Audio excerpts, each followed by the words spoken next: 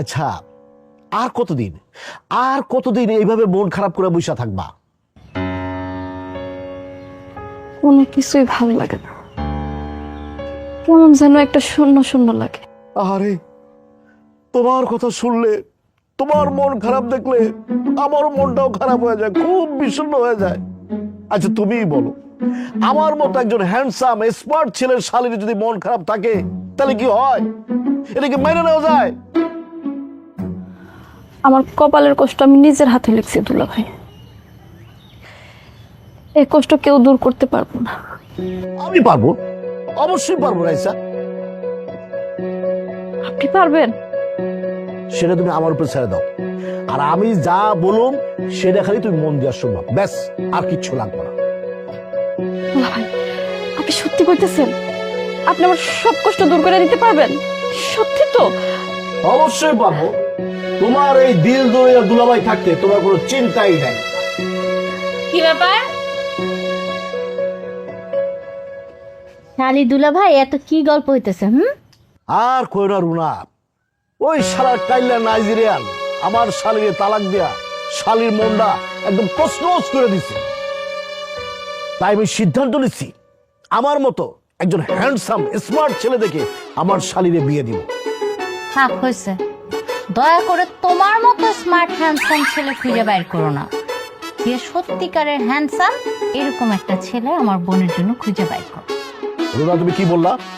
আমি handsome smart না? তুমি নিজে সেটা বুঝতে পারো না? আর কত এরকম মন খারাপ করে বসে থাকবে? নে চাটা খা, চা খায় চাঙ্গা হয়ে যা, পুরো গ্রামটা একটু ঘুরায় ধর। তার মনে এত কষ্ট, তার মনে কোনো শান্তি নেই, সে চাইলে কি চাঙ্গা হইতে পারে? আপা, সেই কারণেই বলতেছি, তুমি খালি আমার কথা শোনো, আমার কথা মতো চলবা, দেখবা তোমার মন ভালো করার সব ব্যবস্থা আমি করতেছি, তোমার মন অচিরেই ভালো হয়ে যাবে। তোর দুলা ভাই যখন বলছে তখন এত চিন্তার কিছু নাই, সব ঠিক হয়ে যাইব। ওর চেহারাও কালা, ওর মনটাও কালা, এই জন্যই আমার বোনের জীবনটা নষ্ট করে দিছে। কি ভাবছে, কি ভাবছে আপা? আমার এত কষ্ট দিয়া, আমার এত অশান্তিতে রেখা কেউ ভালো থাকতে পারবো? ও জীবনও ভালো থাকতে পারবো না দুলা ভাই, আপনি দেখে রেখেন, ও জীবনও ভালো থাকতে পারবো না। কাল্লার ঘরে কাল্লা।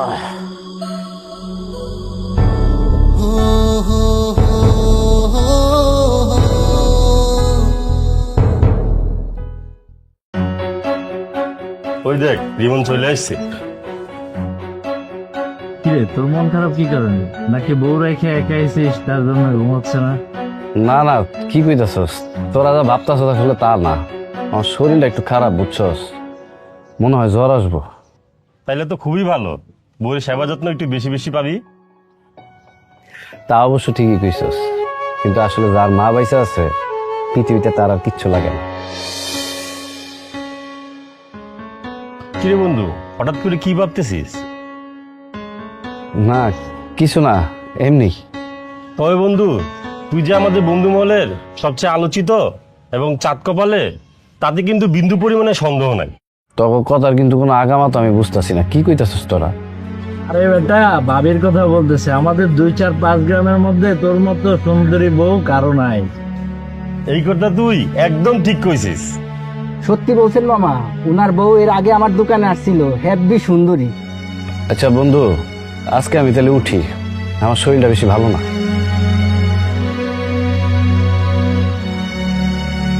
কথা বুঝলাম না, কি হয়েছে?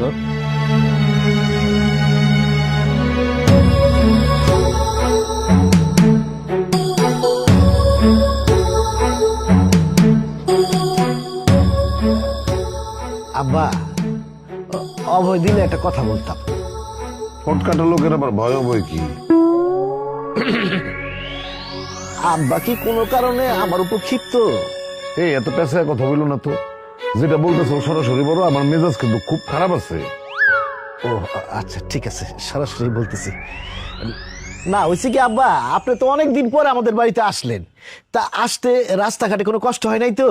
যার মনের ভিতরে কষ্ট তার কাছে দুনিয়ার আর কোনো কষ্ট কষ্ট না, মনের কষ্ট হচ্ছে পৃথিবীতে আর কোনো কষ্ট বড় নেই, বুঝলা? মারাইসা, তুমি কি দুলাভাইয়ের বাড়িতে আরো থাকতে চাও নাকি আমার সাথে বাড়িতে যাবে? আব্বা, আমি আর কিছুদিন দুলাবের এখানে থাকতে চাই। আমার মন ভালো না হওয়া পর্যন্ত আমি কোনো দিকে যাবো না। আরে না না, তোমার যতদিন খুশি আমার বাড়িতে থাকতে পারো, মন যতক্ষণ পর্যন্ত ভালো না হইব ততক্ষণ পর্যন্ত থাকতে পারো। তা আব্বা বলতেছিলাম কি, আমি একটা অঘটন যেটা ঘটানো সেটা তো ঘটাই ফেলাইছো, এখন আর আমতামতা করতেছো কেন? যেটা বলার বলো। আব্বা আমি তো ব্যাপারটা বুঝলাম না, তুমি কি বলতে চাইতেছো একটু খুলে বলো তো।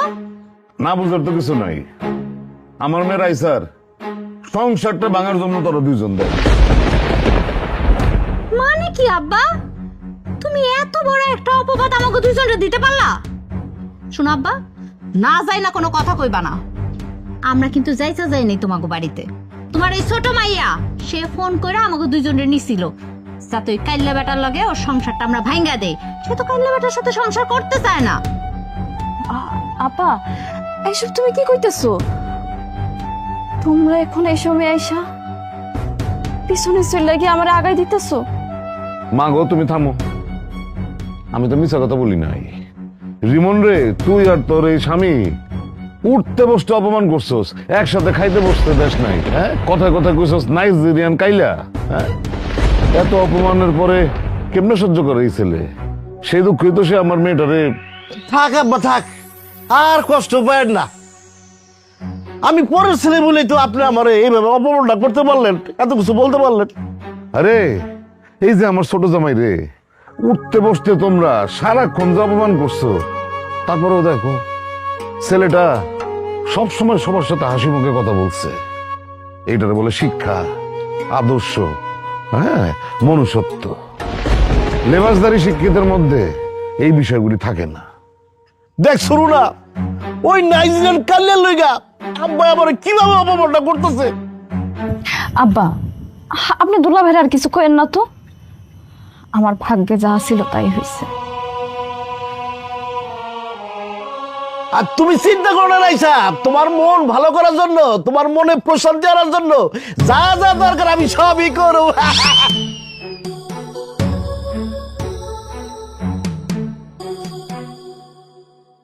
আজ কতগুলো দিন পার হয়ে গেল তাকে ছাড়া। খুব জানতে ইচ্ছে করে এখন সে কিভাবে আছে, কত আনন্দে আছে। আমি ইচ্ছা করলে হয়তো সংসারটা টিকিয়ে রাখতে পারতাম, কিন্তু সেটা তো হতো একজনের দয়া দীক্ষা মাত্র। আমার জীবনে তার খুব ভালো কিছু উপহার দেওয়ার সুযোগ আমি পাইনি, কারণ আমি তো কালো, আমার তো কোনো যোগ্যতাই ছিল না। কিন্তু নিজের একটা কথা ভাইবে অনেক সান্ত্বনা দিতে পারি। জীবনে আমার কাছে শেষ যে উপহারটা সে চাইছিল, আমি তার সেটা দিতে পারছি।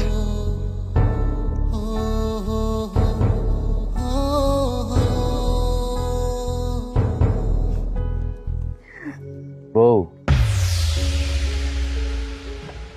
তুমি আমার দেখে যতই মুখ ফিরে আনো, আমার দেওয়া উপহারে কিন্তু তোমার অনেক সুন্দর লাগতো।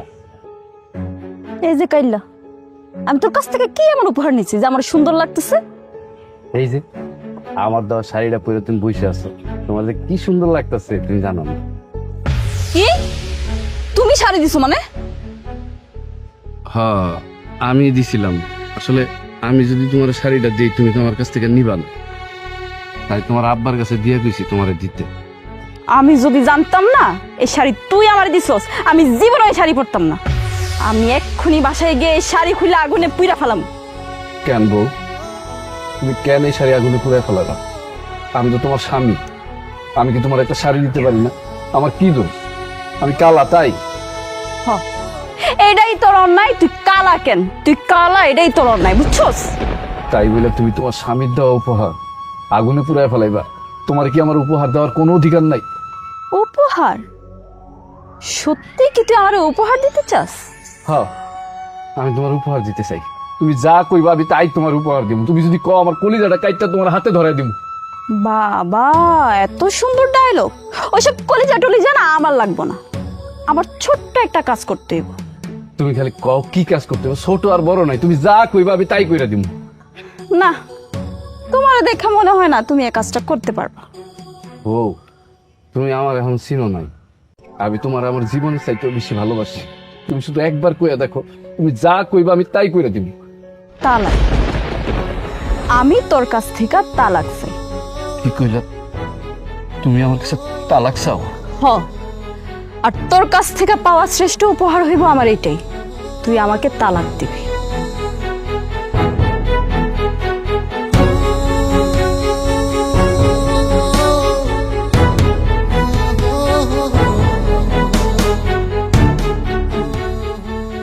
এই মানুষটা কোনোদিন আমার ছিল না, তার জন্য আমার হৃদয়টা এত কেন পড়ে, তার কথা আমার এত কেন মনে পড়ে। বিষয়টা আরেকবার ভেবে দেখ, আমি কিন্তু প্রস্তাবটা খারাপ দেই নাই। আমার শালির চেহারা একেবারে নায়িকা ফেল। সবই তো বুঝলাম ভাই, কিন্তু ঘটনা হতেছে যে মালটা তো 2 নাম্বার। দুই নম্বর মানে? 2 নাম্বার মানে ভাই আমি ওই কথা কই নাই, ওই 2 নাম্বার না, কিন্তু বিয়ের তো মাল, স্বামী আছিল, সংসার আছিল, এইটার কথা কইতেছি। আরে বাবারে, সেই জন্যই তো যৌতুক পাবি 10 লাখ। আর শোন, এই 10 লাখের মধ্যে তোর হলো 7 লাখ আর আমার হলো 3 লাখ। আর তোর যে ওই যে বাজারে যে দোকানটা আছে, ওই দোকানটা আবার অ্যাডভান্স ছাড়া ভাড়া দিবি। ওই জায়গায় আমি একটা নতুন ব্যবসা দিই। টাকা পয়সার কথা কইতেছেন? টাকা পয়সা নিয়ে আমার কোনো চিন্তা নাই, মাথা ব্যথা নাই কা, কিন্তু ঘটনা হতেছে আমার মায়ে যদি রাজি না থাকে তাইলে কইলে আমি কিছু কইতে পারবো না। এই এই মানে এমন ভাব করতেছস, মনে করছস যে আমি তোর সম্পর্কে কিছুই জানি না। আর তোর বাপ আমার কি হয়? তোর বাপ আমার দূর সম্পর্কের মামা হয়, আমার মার দিক থেকে, বুঝতে পারছো? আর তুমি যে নেশা করতা সেটাও আমি জানি। নেশা করে আইসা বউরে পিটাইতা, আর এই কারণেই তোমার বউ তোমার তালাক দেয়া চলে গেছে। ভাই আপনি এইসব কি কইতেছেন? ঠিক আছে, আমি নেশা করতাম, কিন্তু সেটা অনেক দূরের কথা, অনেক আগের কথা ভাই, এটা এখন যায় না। আপনি একটু খোঁজখবর লয়ে দেখেন, এই 10 গ্রামের মধ্যে, এলাকার মধ্যে আমার মতো ভালো ভালো আছে কিনা খোঁজখবর লয়ে দেখেন। আরে বাবারে, তোরেও তো আমার শালীর কাছে নায়ক হিসেবে উপস্থাপন করছি। তোর এখন কাজ হইতেছে আমার শালীরে পটানো। কোনোভাবে যদি আমার শালীর মন জয় করে ফেলতে পারিস, তাইলে তো মনে করছে খেলা জয় হয়ে গেল না।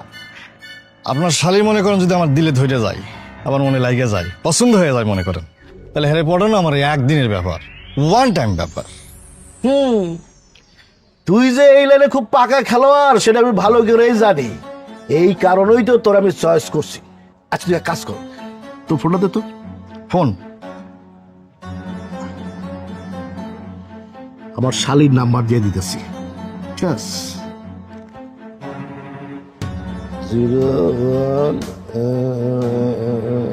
এক কাজ কর, এখন একটা ফোন দে। এখনই ফোন দিন। আর দে না।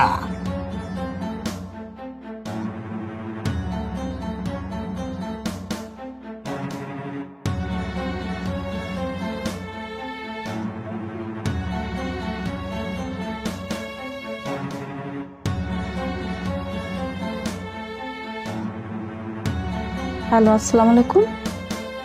কে কইতেছেন?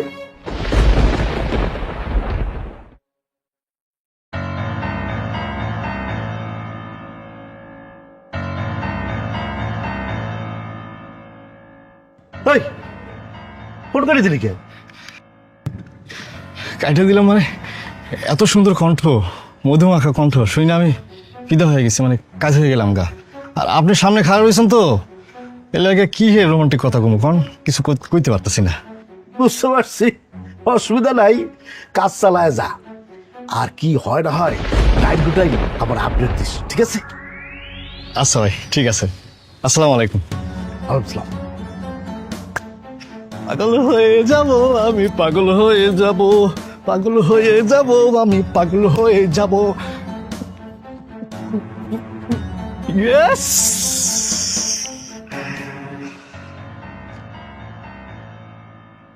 মারে, তোর মনের এখন যে অবস্থা, তাতে আমি যে কি করব আমি তো কোনো সিদ্ধান্ত নিতে পারতেছি না।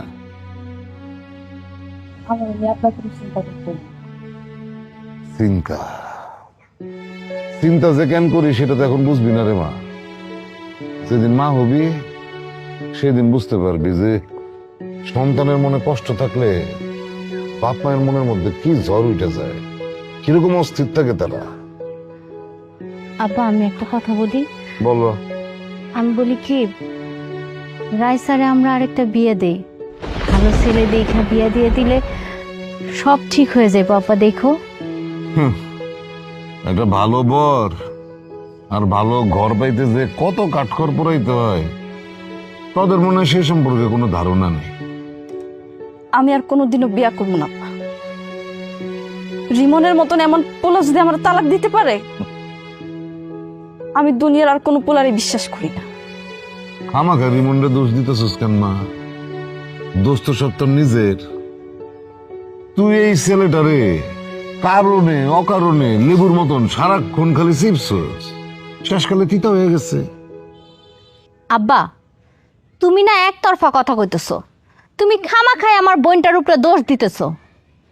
ওর উপরটা যেমন কালা, ওর ভিতরটাও কালা, কিন্তু তুমি সেটা বুঝতেছো না। ফালতু কথা বলিস না। যদি সেটাই হইতো, তাহলে তুই আর তোর জামাই ওরে যেই পরিমাণ অপমান করছস, এত অপমানের পরেও সবকিছু মুখ বুঝা সহ্য কইরা এই বাড়িতে পড়ে থাকতো না। আব্বা থামো, আমার আর এইসব কথা শুনতে একদম ভালো লাগছে না। আমি ভিতরে গেলাম। যাও, যাইবেই তো। সময়ের কাজ অসময় করলে যেমন কোনো ফল হয় না, তেমনি এখন ওই পাথরে 1000 বার মাথা ঠুকলেও রিমন আর ফিরে আসবো বলে মনে হয় না।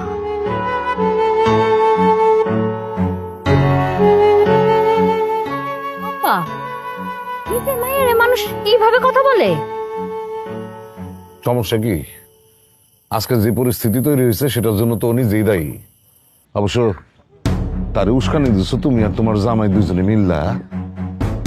আমি ভাবতে অবাক হয়ে যাই, আপন বইনের সংসার যে কোনো বইন আর তার দুলাভাই মিলা ভাঙতে পারে, সেটা তোদের দুজন না দেখলে আমি বিশ্বাসই করতাম না। শুনো আব্বা, খালি ভালো পোলা হইলে হয় না, রূপ সৌন্দর্য বইলেও একটা কথা আছে।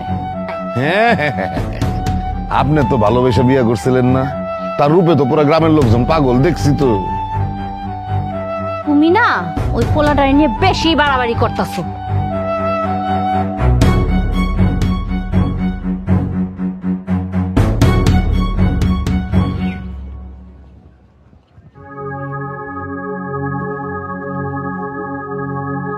কি নাইজেরিয়ান, কি খবর, কেমন আছো? জি আলহামদুলিল্লাহ ভালো। আপনি হঠাৎ এইদিকে কই যান? ওমা, তোমার কি ধারণা এই এলাকায় তোমার অফিস ছাড়া আমার আর কোনো আত্মীয় স্বজনের অফিস নাই? কি বলো নাইজেরিয়ান? ভাইজান, আপনি কিন্তু আগে আমার ভাইরা ভাই ছিলেন, এখন না। অতএব আমার সাথে একটু সাবধানে কথা বলবেন। ওরে বাবা রে বাবা, নাইজেরিয়ানের গলার টোন দেখি চেঞ্জ হয়ে গেছে গা। আপনি কিন্তু আবার আমাকে অপমান করে কথা বলছেন। না না, ঠিক আছে ঠিক আছে, আমি খুব ভয় পাইছি। কাইলা নাইজেরিয়ান। এই চুপ! আর একবার যদি কোনো আজে বাজে কথা বলেন না, তাহলে কিন্তু আপনার খবর আছে। আসলে হয়েছে কি, মানে আমার শালিকা খুব স্মার্ট হ্যান্ডসাম একটা ছেলের সাথে বিয়ে ঠিক করে ফেলাইছি। মনে করো যে সবকিছু ঠিকঠাক থাকলে আগামী 15 দিনের মধ্যেই দিন তারিখ পড়ে যাইব। তাই নাকি? তাহলে এটা তো সুখবর। হ্যাঁ, অবশ্যই সুসংবাদ। আচ্ছা, তোমার যে কপাল আর তোমার যে চেহারা, নাইজেরিয়ান চেহারা, এই চেহারা তো তোমার আর দ্বিতীয় বউ জুটবো না। তা তুমি কি করবা? আমাকে নিয়ে না আপনি চিন্তা করতে হবে না, আমাকে নিয়ে চিন্তা করার অনেক লোক আছে। তা অবশ্য ঠিক বলছো। তোমার নিয়ে আমার চিন্তা করে লাভ কি? মানে আমার শালিকা, মানে ছেলের চেহারা এবং বিবরণ শুনে এত এত খুশি হয়েছে যে বলার মতো না। সে বিয়ের জন্য উদ্গ্রীব হয়ে আছে। আসলে ব্যাপারটা কি জানো, মানে সমানে সমানে না হলে না খেলাটা জমবে না। ও, আমার তো অনেক কাজ পড়ে আছে। তোমার লগে হাজারে পেশাল পেরে লাভ কি? যাই, আমি বিয়ের শাদীর ব্যবস্থা করি গিয়া।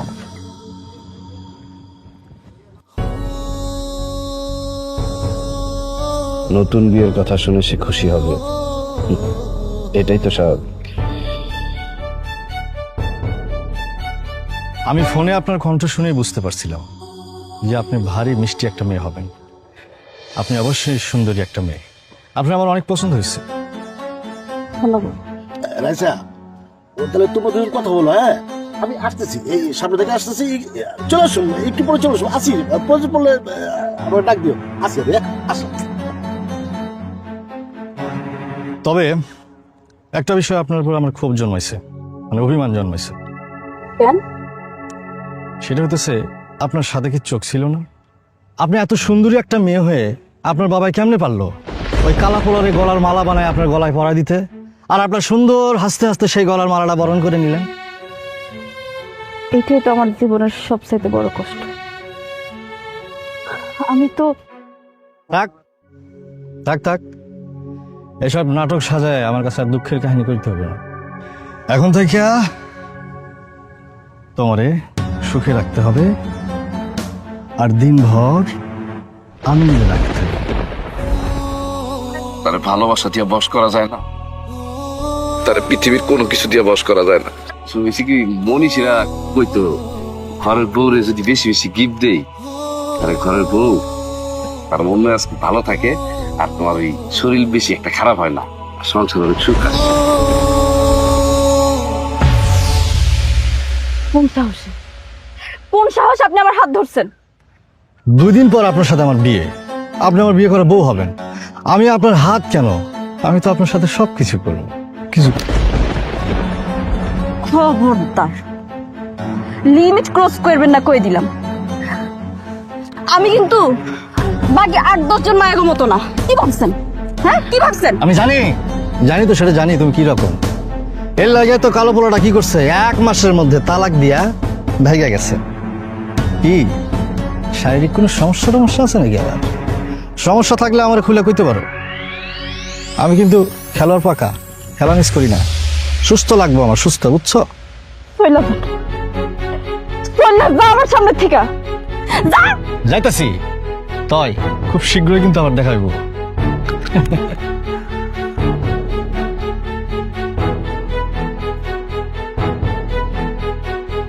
দুলা ভাই আমার এইরকম একটা বাসে ছেলের লোকে কথা বলার জন্য এখানে নিয়ে আইছে, সেখানে আমি রিমনের বিবাহিত বউ ছিলাম। সে কখনোই আমার হাত ধরল না। আর এই ছেলে,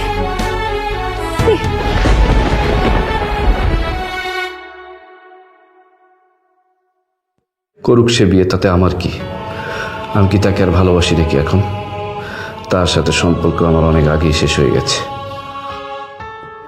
তারপর বুকের ভেতর কেমন জানি মায়া লাগে। এই মন, তুই শান্ত হ। যে তোর না, তুই কেন তার হইতে চাস? কেন তার জন্য কষ্টে চোখের পানি ফালাস? সে কি কোনোদিন তোর এই চোখের পানির মূল্য দিতে পারবে? পারবে না। কাজেই তার কথা ভেবে কষ্ট পাস না। বিশ্বাস করো, মুরাদ খুব ভালো ছেলে, এক বাপের এক ছেলে। মনে করো যে টাকায় পয়সার সয় সম্পত্তি কোনো কিছুর অভাব নাই। তা হয়তো নাই, কিন্তু ওই পোলার চরিত্রে যে সমস্যা আছে এটা আপনি জানেন না? রাইসা, তুমি এটা কি বলতেছো? আমার মনে হয় কি তোমার না কোথাও ভুল হইতেছে। দুলা ভাই, আমি আপনার শালী, আপনি আমার পক্ষ না নিয়ে আরেকজনের সাইড নিয়ে কথা কইতেছেন। না মানে আসলে হয়েছে, থাক, আপনার আর মানে করতে হইব না। আপনি এখন যান, আমার প্রচন্ড মাথা ব্যথা করতেছে। তোর মাথা ব্যথা করতেছে, তাহলে মাথাটা টিপে দিই। থাক, আপনার এত সেবা যত্ন করতে হইব না। পারলে বাজার থেকে আমার 2টা ট্যাবলেট আইনা দেন। এখন বাজারে অনেক রাইত হয়ে গেছে গা, মনে হয় ফার্মেসি খোলা পাবো না। কালকে সকালে এনে দিবনি? তুমি যখন তোমার মারে কইতেছিল তোমার অনেক মাথা ব্যথা, তখন আমি শুনছিলাম, আমার না শুই না অনেক কষ্ট লাগতেছিল। তাড়াতাড়ি করে দৌড়ায় বাজারে গিয়ে তোমার জন্য এই যে ওষুধ নিয়ে আসছি। দেখো, রাইতের বেলা বাজারে গেছো মাথা ব্যথা ওষুধ আনতে? আমার বউয়ের মাথা ব্যথা, তার কষ্ট হইতেছে, আমি কি এটা সহ্য করতে পারবো? খাও, তাড়াতাড়ি গিয়ে ওষুধ দিয়ে আসছি তোমার জন্য।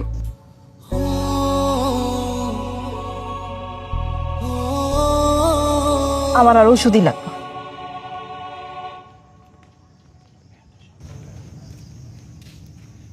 ওষুধও লাগবো না, মাথাও টিপা দেওয়া লাগবো না, তাহলে কি লাগবো? ওই কাইলে রে আমার 3 লাখ টাকা ফ্রি দোকান সবই তো আফসার হয়ে গেছে। কখনো না। আচ্ছা,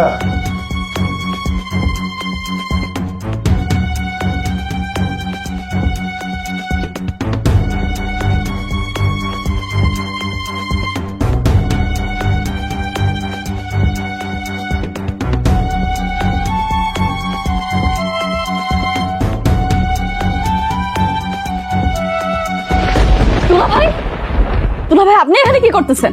না আসছে আমার কি শুনলাম তো নাকি মাথা ব্যথা। আপনি এত রাইতে আমার রুমে কি করতেছেন? বাইর হন আমার রুম থেকে। না ঠিক আছে যাইতেছি। আমি কইছি আপনার আমার রুম থেকে বাইর হইতে, বাইর হন। আরে বাবা তুমি শুনো শুনো। কি হয়েছে এখানে? ও তোমার সাথে এইভাবে চিল্লাইতেছে কেন? না আমি আসছি, ওর নাকি মাথা ব্যথা, এই জন্য আর। তোমার এত বড় সাহস, তুমি আমার চোখের সামনে থেকে যাও, তুমি আমার চোখের সামনে থেকে যাও। বুঝলাম না এটা আমার দোষটা কি?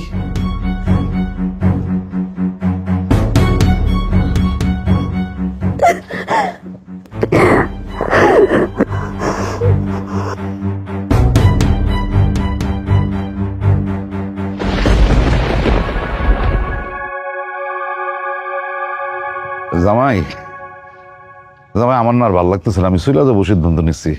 ওই দিন শুরুর আগে জায়গা আরামে যেতে পারো।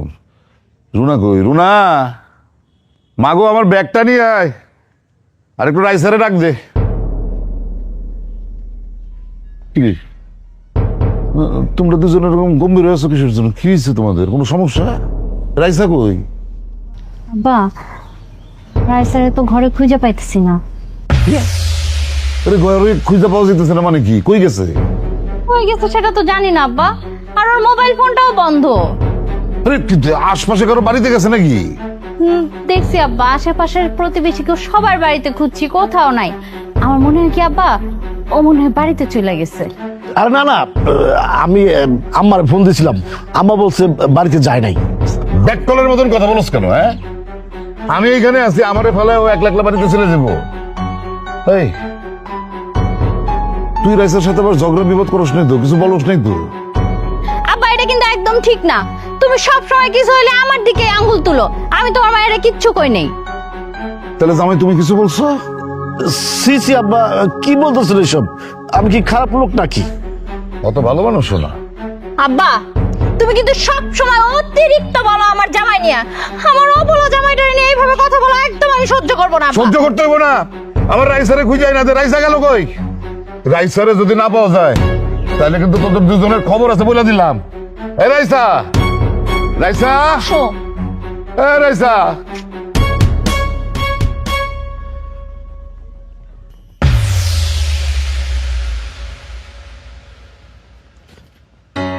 কি ব্যাপার, আপনি আমার পথ আটকাইলেন কেন? আর আমার বাড়ির রাস্তায় আপনি কি করেন? তুমি এখনো আমার আপনি করে কইতেছো? আমার শ্বাস থেকে কোনোদিনও শেষ হইব না রিমন। ছি ছি ছি ছি, এইসব কি কইতেছেন আপনি? আপনার শাস্তি মানে? আপনি তো কোনো অপরাধী করেন নাই। আপনি আমার বাড়ির রাস্তায় কি করেন সেটা কোন? আমি তোমার কাছে আছি। তোমার লগে আমার জরুরি কথা আছে, আমরা তোমার বাড়িতে নিয়ে চলো। আপনারে আমার বাড়িতে নিয়ে যাবো? আপনার সাথে তো আমার কোনো কথা নেই। আমি তো আপনার এখন স্বামী না, আপনি আমার বউ না। আর একটা পরনারীর আমি আমার বাড়িতে নিয়ে যেতে পারুম না, কারণ আপনি ভালো করেই জানেন যে আমি বাড়িতে একা থাকি, আমার এই দুনিয়ায় কেউ নাই। কে বলছে তোমার কেউ নাই? আমি আছি তো, আমি এখনো তোমারই বউ। তালাক হয়ে যাওয়ার পর বউয়ের দাবি নিয়ে আমার সামনে এসে দাঁড়াইছেন কোন সাহস? তুমি আমার তালাক দিছো, আমি তো তোমার তালাক দিই। তাছাড়া দুইজনের কবুল ছাড়া যেমন বিয়ে হয় না, তেমন দুইজনের স্বাক্ষর ছাড়া তালাকও হয়।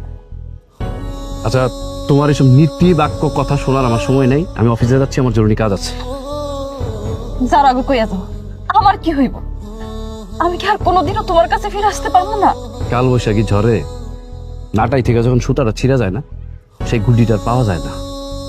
কিন্তু যদি কাগজ সুতার আঠা থাকে, নতুন করে আবার একটা গুড্ডি তৈরি করা যায়।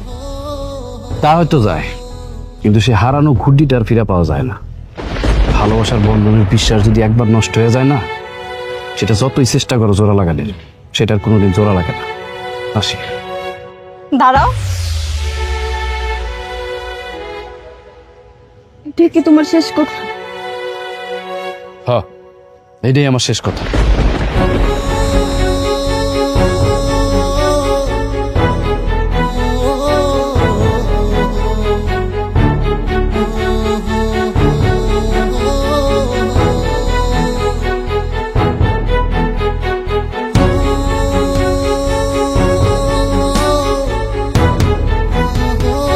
শখ যাচ্ছে না আমার গিফট দেওয়ার? হ্যাঁ, আমি তোর দেখাই যাচ্ছি কেমনি।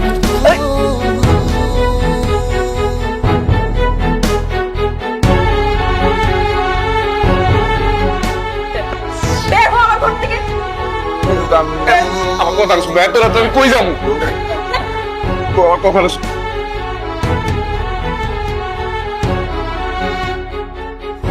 আমি আজকেই রিমনরে তালাক দিই। না না ভাই স্যার, এরকম জঘন্য কথা তুমি তোমার মুখে আইনো না। আমার পুরো পরিবার মিলে আমার কষ্ট নেই, সারা জীবন কষ্ট তো, যত পারো অপমান অপদস্থ করো, আমি সব সহ্য করবো, তারপরে তুমি আমার তালাক দিও না। আপনি যতই ভালোবাসার কথা বলুন, আমার সিদ্ধান্ত কিন্তু এক, আমি আপনারে তালাক দিব।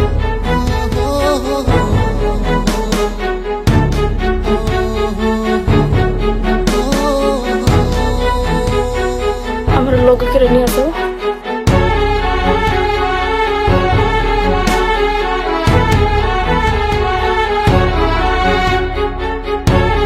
কি এটা? তালাক দিও।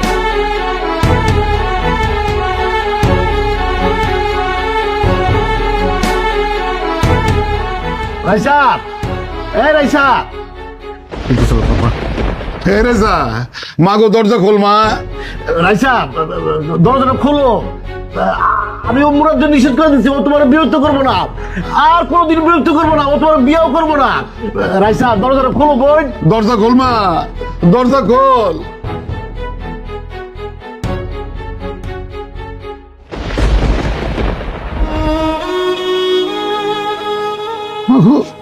কি হয়েছে তোর?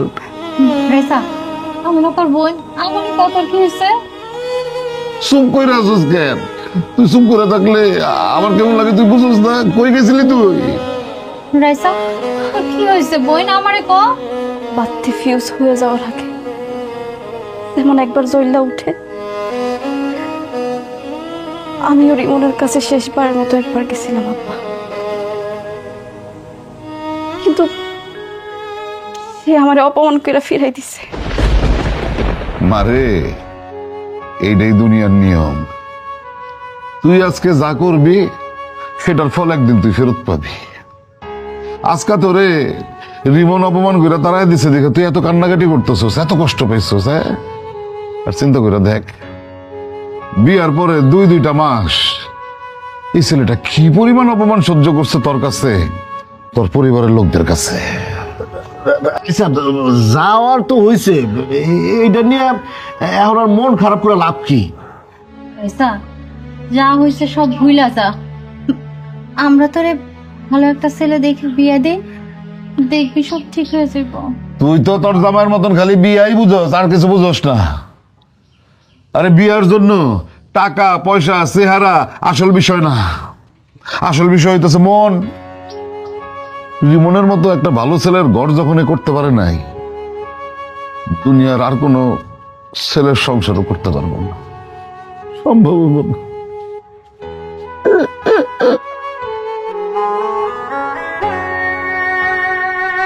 আব্বা, দুলা ভাই, আমি একা থাকতে চাই, তোমরা আমার একটু একা থাকতে দাও।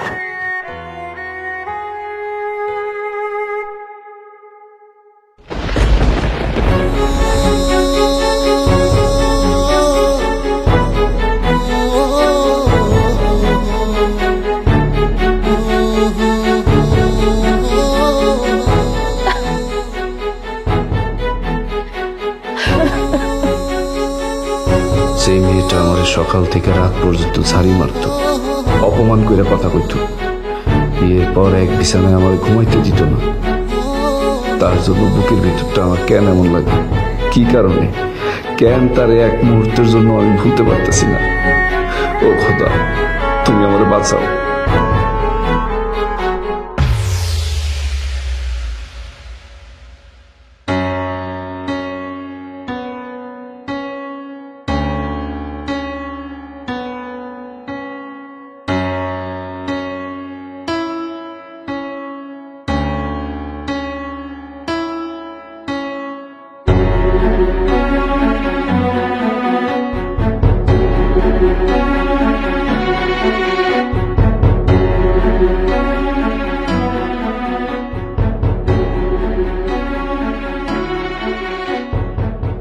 আর কয়েকদিন যদি এমন ভাবে থাকি তাহলে মনে হয় আমি দম বন্ধ হয়ে মারা যাব।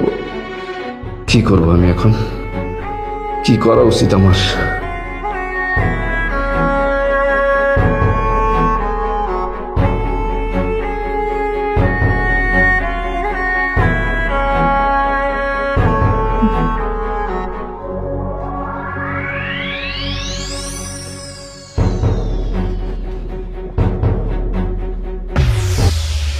আব্বা কবির তোমরা কে কই আছো? সর্বনাশ হয়ে যাইতেছে।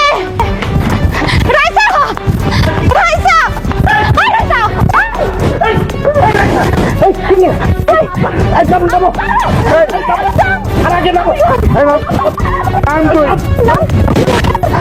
ছাড়ো আমারে, আমি জীবন বাঁচতে চাই না। আপা আমারে ছাড়ো না, ছাড়ো কইতাছি। তাহলে আমার কি হইব রাইসা?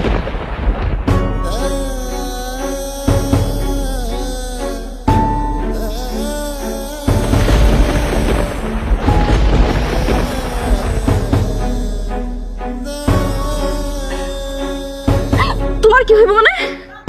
হ্যাঁ? আমি ময়রা যাই না, আমার সাথে যা মন চায় তাই হোক। তোমার তো কষ্ট লাগবো না, তুমি তো আমার তালাক দিয়েই দিছো। আর এত রাইতে তুমি আমগো বাড়িতে কেন আইছো? হ্যাঁ, কারণ আমি আগেই ভাবছিলাম তুমি এরকম একটা কিছু করবে, তাই আব্বারে বইলা তোমার রুমে বড় পারে ঘুমাইতে আমি পাঠাইছি। হাবা, তুমি ওর কথা মতো আমার রাইসার ঘরে পাঠাইছিলা? ওর কথা মতোই পাঠিয়েছিলাম। তারপরও রাইসা তোমার একটা কথা কই, একটা সেলফিশ লোকের জন্য তোমার জীবনটা তুমি এভাবে দিতে চাইছো, এটা কিন্তু ঠিক করো নাই। আমরা সবাই মিলা কত না করলাম, তারপরও সে তোমার তালাক দিচ্ছে। রিমন, তুমি কি পারতা না আর কয়েকটা দিন ধৈর্য ধরতে? কেন আমার বোনটারে তালাক দিছিলা? আসলে মানুষের যখন দেয়ালে পিঠ ঠেকে যায় তখন আর মানুষের কিছু করার থাকে না। বাদ দাও তোমার লেকচার। তোমার মতো কাইল্লার জন্য আমার সুন্দরী শালিকা আজকে আত্মহত্যা করতে চাইছে। আমি তোমার ছাড়বো না, আমি তোমার সহজে ছাড়বো না। কালকেই তোমার আমি মামলা করো। কত বড় সাহস তোমার! তুমি আমার বোনটা তালাক পাঠায় এখানে আবার নাটক করতে এসো না? তালাকনামাটা পইরা দেখছিলেন আপনারা? না, আমি কাউরে পড়তে দিইনি, ওইটা আমি আমার কাছেই রাখছি। এই কারণে মানুষ বলে যে আমরা যা খালি চোখে দেখি তা সবসময় ঠিক হয় না। মানে কি? মানে আপনার বোন যখন তালাকনামা পরেই নাই, এইটা নিয়ে আর আমি কথা কইতে চাই না। আসি। খবরদার, তুমি এক পাও আগাবা না, আমি এক্ষুনি আইতেছি।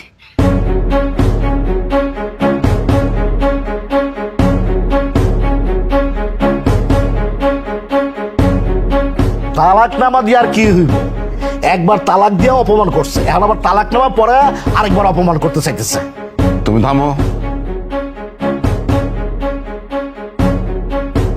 মানে এই তালাকনামাটা মানে আবার তুমি পড়বা, মানে এই পড়ার কাহিনী তুমি কিছু বুঝতেছি না। একবার পড়ে তো অপমানিত হইছো, আর আবার অপমানিত হতে চাও। তুমি এত কথা বলতেছো কেন? কাগজটা আনছে, পড়তে দাও না।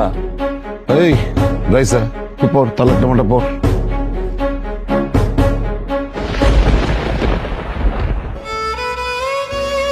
এরকম হতবা মরে থাকা আসছিস কেন?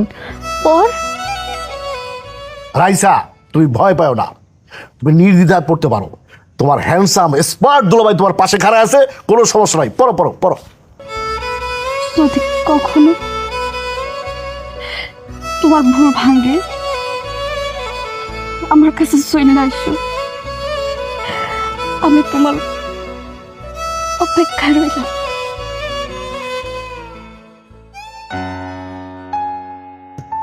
আব্বা, আমি বুঝতে পারতেছি না আপনি এরকম মিটি মিটি হাসতেছেন কেন? আমি আসতেছি এই কারণে যে পুরা ঘটনাটাই সাজানো নাটক।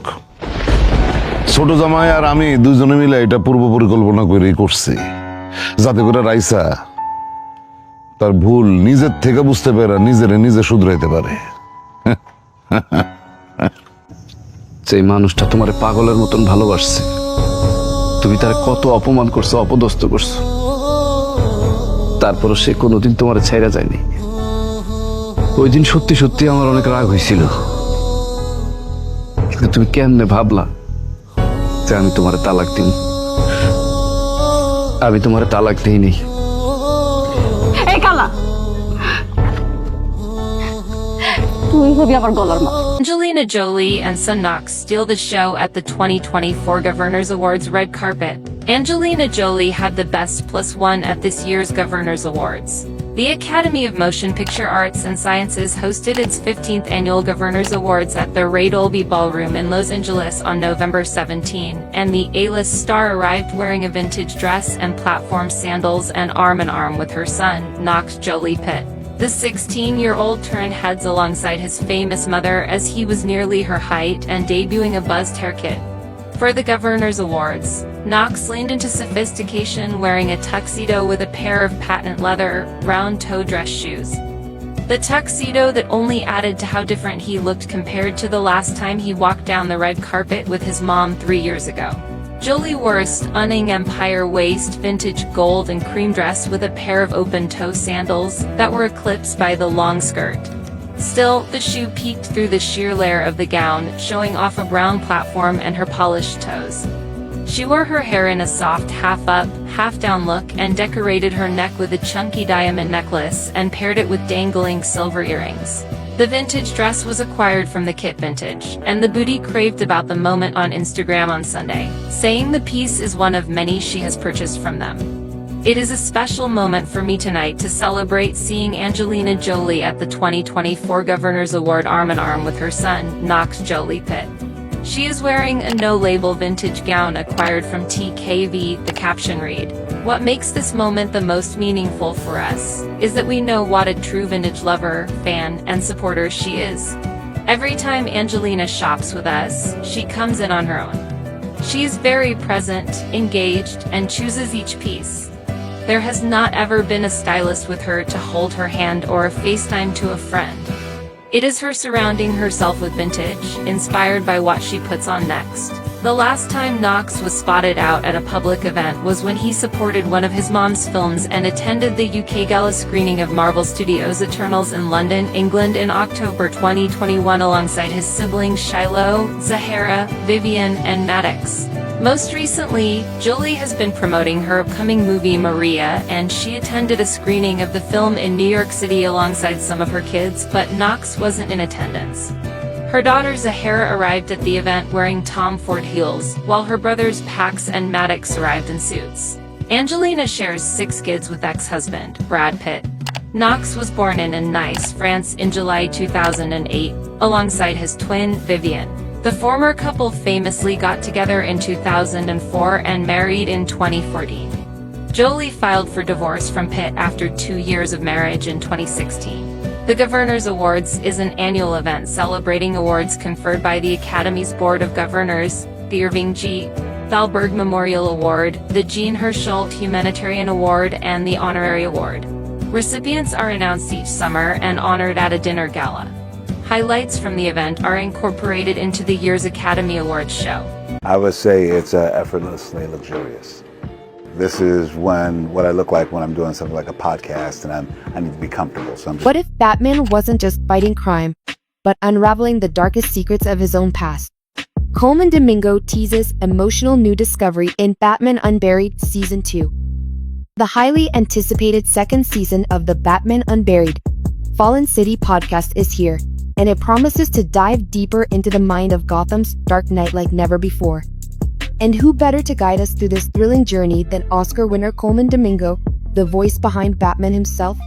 This season is a roller coaster of emotions, Domingo revealed in a statement, exploring Bruce Wayne's grief, his friend's loss, and uncovering a shocking truth about his parents' death was both thrilling and challenging.